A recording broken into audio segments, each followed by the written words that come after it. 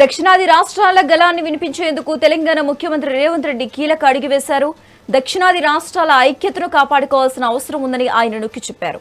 ఈ మేరకు Tamil Nadu CM MK Stalin, AP CM, Karnataka సీఎంలకు రేవంత్ రెడ్డి సుదీర్ఘ లేఖలు రాశారు. నియోజకవర్గాల పునర్విభజన వల్ల దక్షిణాది రాష్ట్రాల రాజకీయ ప్రాతినిధ్యం తగ్గిపోయే ప్రమాదం ఉందని ఆయన ఆందోళన వ్యక్తం చేశారు. ఇక ఇదే అంశానికి సంబంధించి మోర్ అప్డేట్స్ మా సీనియర్ కరెస్పాండెంట్ ఉషా ఫోన్ ద్వారా అందిస్తారు. ఉషా, చెప్పండి.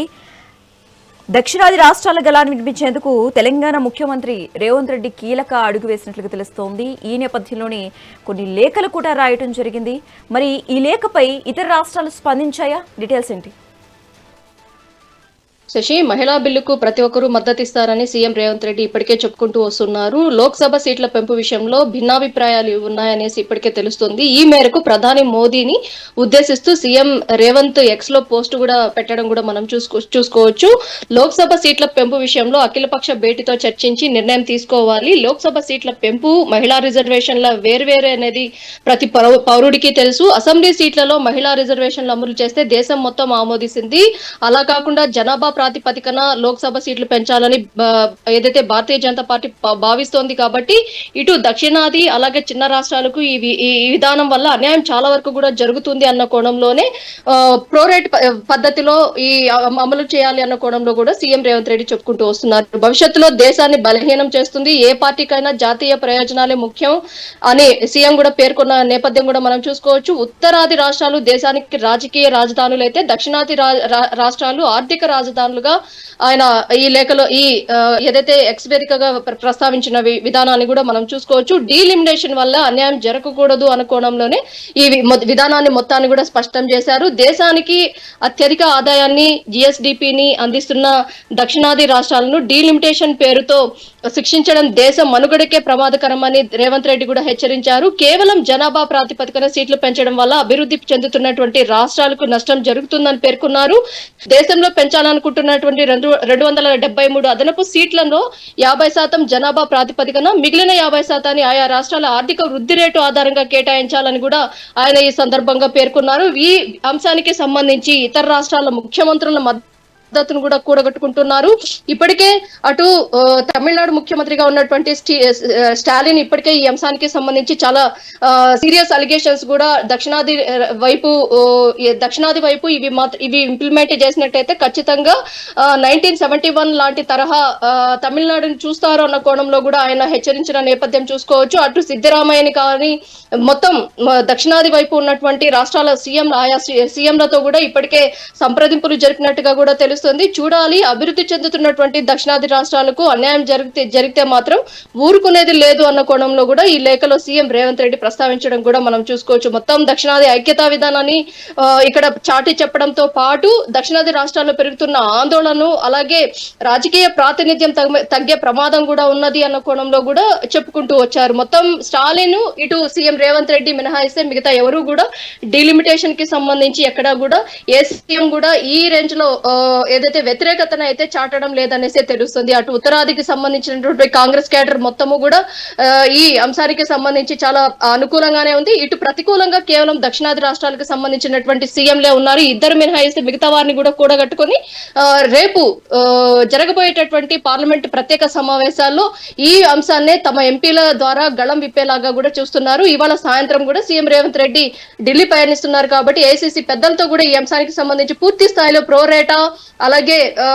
హైబ్రిడ్ విధానం ఈ రెండింటినీ కూడా అమలు పరుస్తూ అయితే ఈ విధానం డీలిమిటేషన్ విధానాన్ని ముందుకు తీసుకువెళ్ళాలి అన్న కోణంలో కూడా చర్చించే అవకాశం ఉన్నట్టుగా అయితే తెలుస్తుంది. శశి, ఉషా, కేవలం లేఖలకే పరిమితం కాకుండా ఈ 4 లేదా 5 దక్షిణాది రాష్ట్రాల ముఖ్యమంత్రులు త్వరలో సమావేశమయ్యే అవకాశం ఏమైనా ఉంది అంటారా?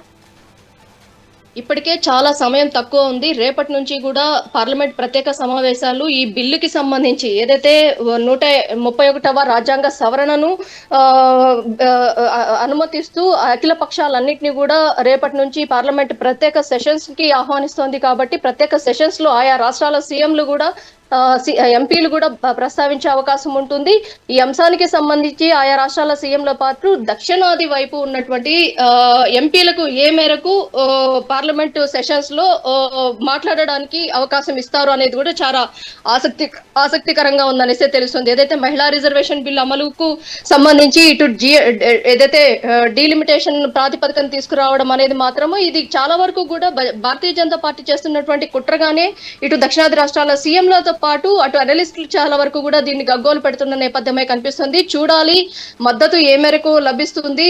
ఈ ఇద్దరు మినహాయిస్తే మిగతా సీఎంలు కూడా అటు సిద్ధరామయ్య కర్ణాటకకు సంబంధించి ఇప్పటికే ఎలక్షన్ దీనిలో ఉంది కాబట్టి కేరళకి సంబంధించి ఇతర రాష్ట్రాలకి సంబంధించి ఆయా సీఎంలు ఏ విధంగా ఈ అంశానికి సంబంధించి లేవనెత్తే అవకాశం ఉంది, తమ గళాన్ని పార్లమెంట్ వేదికగా తమ గళాన్ని ఏ విధంగా చెప్పే అవకాశం ఉంది. ఈ లిమిటేషన్ సీట్స్ ఏవైతే ఉన్నాయో వీటికి సంబంధించి చాలా వరకు కూడా ఉత్తరాది రాష్ట్రమే చాలా వరకు కూడా లబ్ధి చేకూరే అవకాశం ఉంది, కానీ దక్షిణాది రాష్ట్రాలకు ఆ మేరకు లబ్ధి అయితే చేకూరేలాగా లేదనేసి చాలా వరకు అనలిస్టుల దగ్గర నుంచి రాజకీయ విశ్లేషకులు ప్రతి ఒక్కరు కూడా ఈ అంశాన్ని లేవనెత్తుతున్నారు. చూడాలి రేపు జరగబోయే సమావేశాల్లో దక్షిణాది రాష్ట్రాల ఎంపీలకి ఎలాంటి అవకాశము లభిస్తుంది, స్పీకర్ అనుమతిస్తారా లేదా, దక్షిణాది వైపు జరుగుతున్నటువంటి అభివృద్ధి అలాగే కుంటుపడుతున్నటువంటి విధానాలు జనాభా ప్రాతిపదికన ఇప్పటికే జనాభా శాతాన్ని చాలా వరకు కూడా తగ్గించుకుంటూ వస్తున్నటువంటి రాష్ట్రాల్లో ప్రథమ స్థానంలో ఉన్నటువంటి రాష్ట్రాలు దక్షిణాది రాష్ట్రాలు. అటు ఉత్తరాది చూస్తున్నట్టయితే చాలా వరకు కూడా జనాభాని నియంత్రణ చేయలేదు, జనాభా చాలా వరకు కూడా ఎక్కువగా ఉన్నటువంటి రాష్ట్రాలు. ఈ ఏదైతే డీలిమిటేషన్ లో ఈ ప్రొఫామాతో ముందుకు వెళ్ళినట్టయితే ఖచ్చితంగా నష్టపోయే రాష్ట్రాలు దక్షిణాది రాష్ట్రాలు అన్న కోణంలోనే ఇటు ఇద్దరు సీఎంలు కూడా ప్రస్తావిస్తున్నారు. చూడాలి వీరు ఎలా తమ గళాన్ని తమ ఎంపీల ద్వారా వినిపించబోతున్నారు. అలాగే ఇవాళ సీఎంలతో భేటీ ఉంది కాబట్టి ఏదైతే ప్రధానితో భేటీ ఉంది కాబట్టి ఆయా రాష్ట్రాల సీఎంలు అందరూ కూడా ఇప్పటికే ఢిల్లీకి పయనం అవుతున్నారు. అటు ఏపీకి సంబంధించి సీఎం చంద్రబాబు, ఇటు తెలంగాణకు సంబంధించి సీఎం రేవంత్ రెడ్డి కూడా బయలుదేరనున్నారు. సాయంత్రం లోపు కూడా చేరుకునే అవకాశం ఉంటుంది. వీరి అభిప్రాయాన్ని కూడా తీసుకున్న తర్వాత ఎలాంటి నిర్ణయం తీసుకోబోతున్నారు రేపు ఎట్టకేలకు ఈ బిల్లును అయితే ఖచ్చితంగా పార్లమెంట్ లో అమలు పరచడానికైతే సంసిద్ధం అవుతున్నట్టుగా భారతీయ జనతా పార్టీ మనకు అందుతున్నటువంటి సమాచారం. చూడాలి ఈ లిమిటేషన్ డీలిమిటేషన్ అలాగే జనాభా ప్రాతిపదికన మహిళా రిజర్వేషన్ బిల్లు వీటిని పరిగణలోకి తీసుకొని బిల్లుని పాస్ ఆన్ చేస్తారా లేకపోతే ఎలా జరుగుతుంది అనేది కూడా చూడాల్సి ఉంది. ఏదైతే ఈ 3 రోజుల సమావేశం చాలా కీలకంగా ఉందనేసి తెలుస్తుంది. శశి, ఉషా, రేవంత్ రెడ్డి ఈ సుదీర్ఘ లేఖ ద్వారా ఒక వ్యూహాత్మక అడుగు వేశారని అనుకోవచ్చా? ఖచ్చితంగా ఇప్పటికే దక్షిణాది రాష్ట్రాలకి సంబంధించి సీఎం రేవంత్ రెడ్డి చాలా వ్యూహాత్మకంగా ప్రోరేటా అంశాన్ని కావచ్చు, జిఎస్టీకి సంబంధించి కావచ్చు, అలాగే జనాభాకి సంబంధించి కావచ్చు, డీలిమిటేషన్ లో చాలా వరకు కూడా ఆయా రాష్ట్రాలకి సంబంధించి సీఎంలు కూడా ఈ అంశాన్ని లేవనెత్తాలి అన్న కోణంలోనే ఏదైతే ఇతర రాష్ట్రాల సీఎంల మద్దతును కూడా కూడగట్టుకుంటున్నారు. కానీ ఇక్కడ చూసుకున్నట్టయితే ఏపీకి సంబంధించి అటు ఏపీ కూటమి ప్రభుత్వంలో అలయన్స్ లో బీజేపీ ఉంది కాబట్టి అటు ఏపీ ప్రభుత్వం కూడా ఈ అంశానికి సంబంధించి చప్పుడు చేయటం లేదనేసి తెలుస్తుంది. మొత్తం మీద చూసుకున్నట్టయితే అటు తమిళనాడు ఇటు చూసుకున్నట్టయితే తెలంగాణ ఈ 2 రాష్ట్రాలకి సంబంధించిన సీఎంలు మాత్రమే ఈ అంశానికి సంబంధించి డీలిమిటేషన్ అంశానికి సంబంధించి రాష్ట్రాల పునర్విభజన ఏదైతే ఉందో జనాభా ప్రాతిపదికన చేసేటటువంటి ఈ అంశం ఏదైతే ఉందో చాలా వరకు కూడా వ్యతిరేకిస్తున్నటువంటి సిచ్యువేషన్ కనిపిస్తోంది.